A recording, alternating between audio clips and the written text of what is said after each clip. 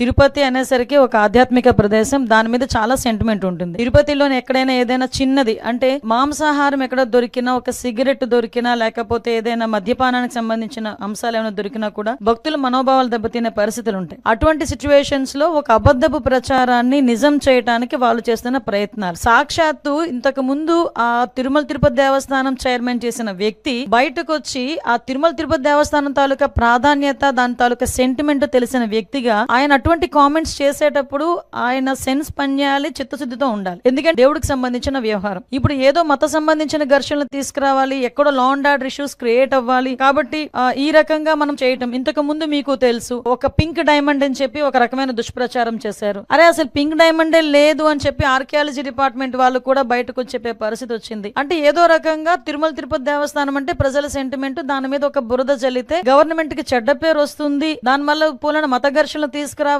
అని ఒక దురాలోచనతో వాళ్ళు చేస్తున్న కామెంట్స్ తప్పించి వీటిలో నిజం లేదు అని నిన్న నిజాలు ఈవో శ్యామలారావు గారు చాలా క్లియర్ గా చెప్పారు. ఎంత దౌర్భాగ్యం అంటే అక్కడ ఈవెన్ ఆ గోశాలకి 2023 నుంచి విజిలెన్స్ అధికారులని కూడా లోపలికి రానివ్వని పరిస్థితి. అంటే లోపల ఏం జరుగుతుందో కూడా తెలియని పరిస్థితి. అదే విధంగా కనీసం ఆవులకి ఇచ్చే దానాన్ని కూడా కల్తీ చేసి అందులో కూడా కనీసం నాణ్యత లేని దానాలని కూడా పెట్టే పరిస్థితి కనిపించిందని సాక్షాత్తు ఈవో శ్యామలరావు గారు చెప్పడం జరిగింది. ఎవరైతే ఇలాంటి అసత్యపు ఆరోపణలు చేస్తున్నారో, అసత్యపు ఆరోపణలు చేసిన ప్రతి ఒక్కరి మీద కంపల్సరీగా చర్యలు ఉంటాయి.